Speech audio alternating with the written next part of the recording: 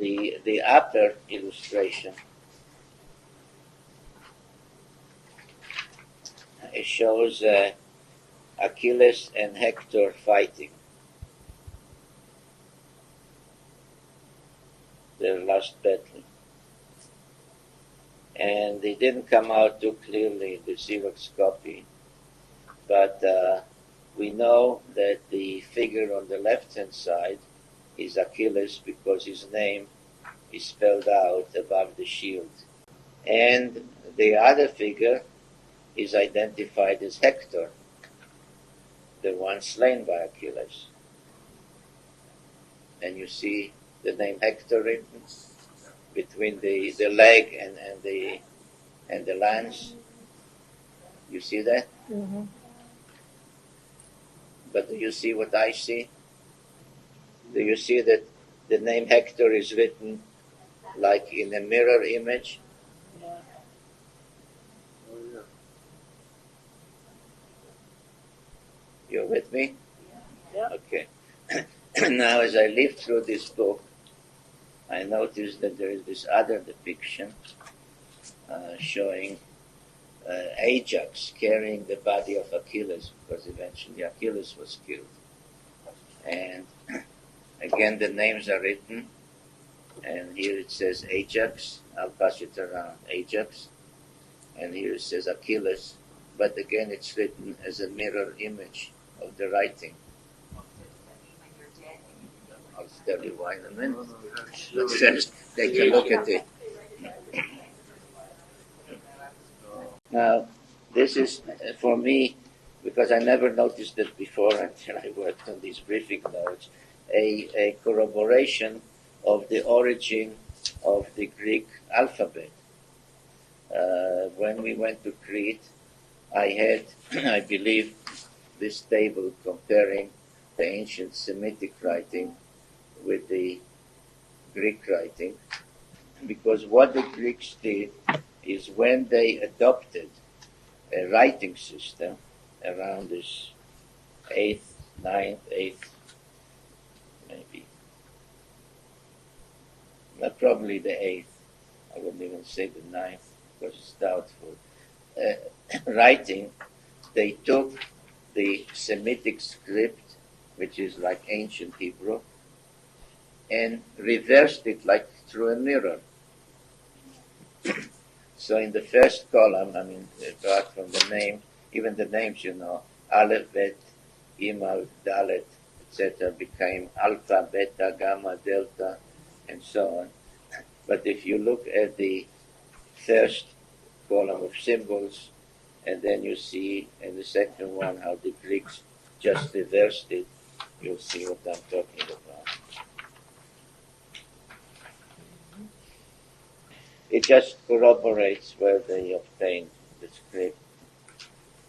Now, if we look again at the page Troy 3, and you look at the map on the top right, on the map on the top, on the bottom left, is of course a map of where we are now, with the city Chanakale and the Gallipoli Peninsula. So I added it to help with your orientation.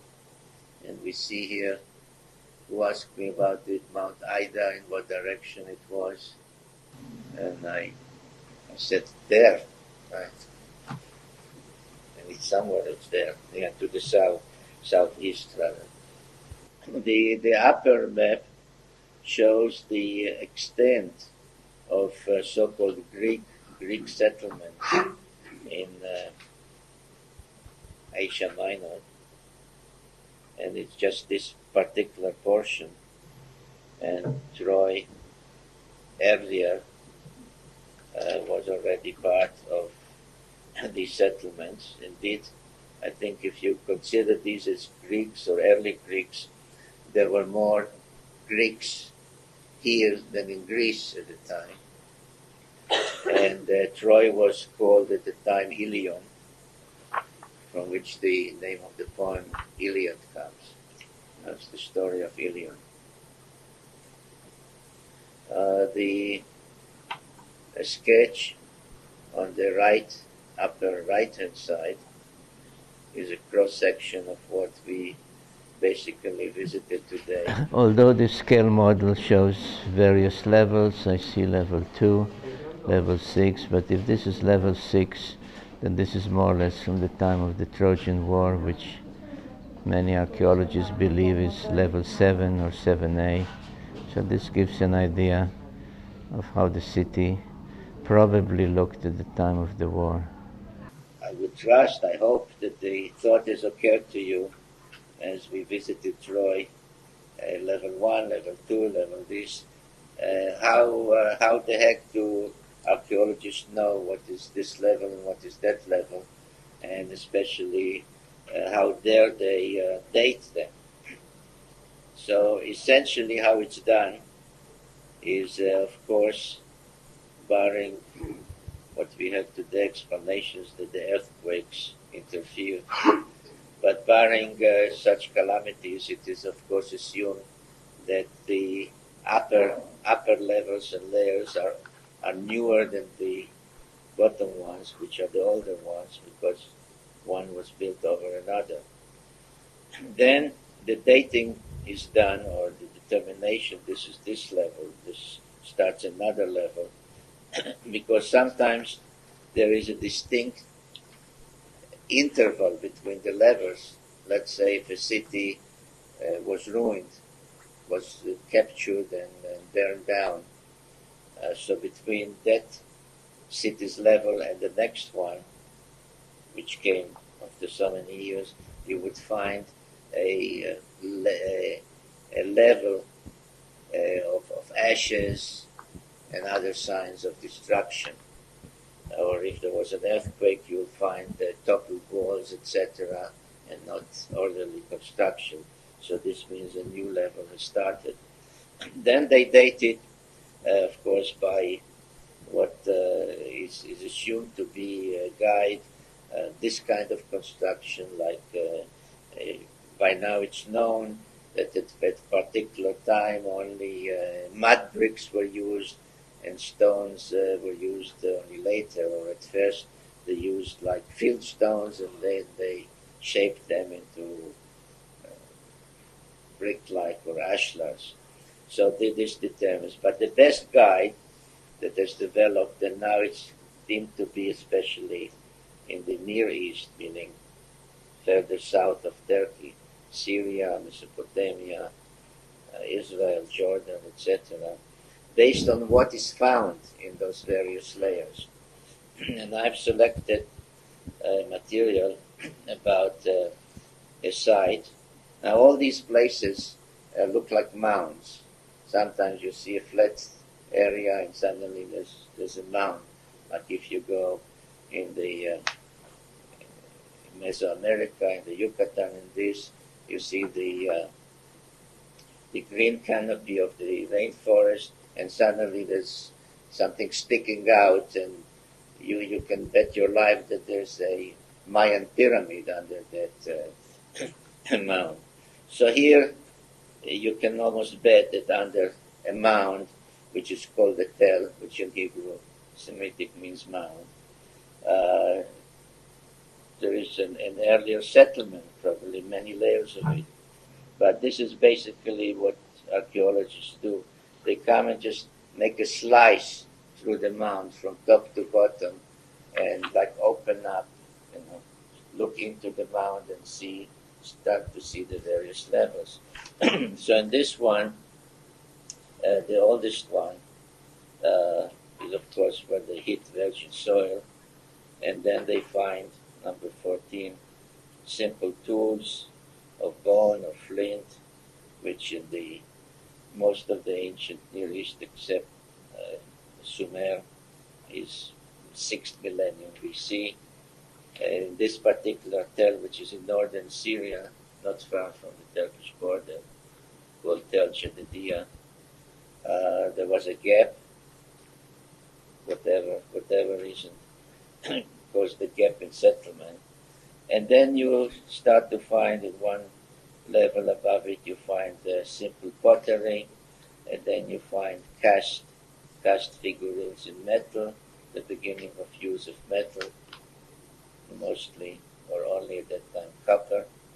And then you find, like in this case, cylinder seals, which originated in Sumer but spread all over.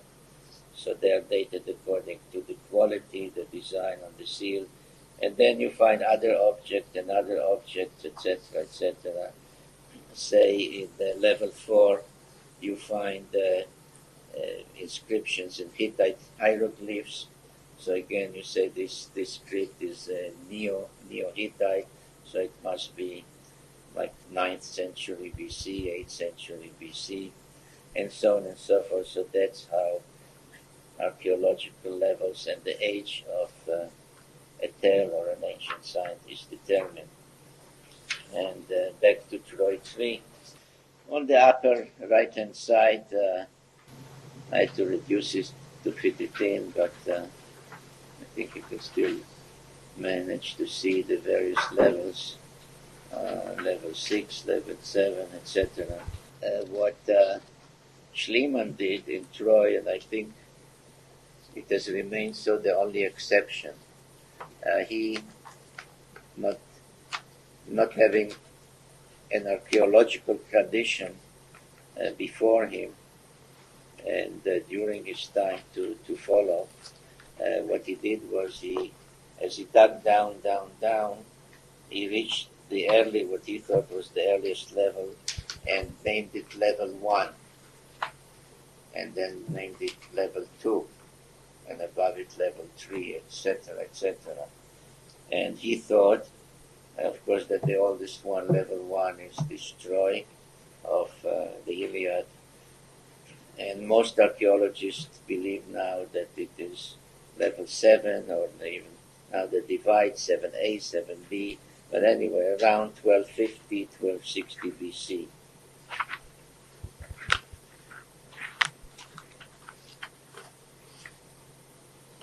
If you look again at this chapter 15, I don't know if you noticed that in this case, level 1 is the uppermost one. Did you notice that? Because archaeologists today, not knowing how many levels they'll find, you see, what Schliemann worked backwards. First he dug through, and then he said, okay, what I found at the bottom is the earliest, so I'll call it 1. And then above it is 2, etc. What archaeologists today do, they start digging on top and carefully marking what they found and photographing it, and only after all this is documented do they dig down to level 2, because as careful as you are, if you want to reach level 3, you have to remove level 1 and level 2. So therefore, in modern archaeology, the top one is called level 1. And if they find another under it, they say now we're at level 2. So it's totally reversed, and if you read on your own any books on archaeology, please remember that unlike Schliemann's work at Troy, level 1 is the top one and not the bottom one.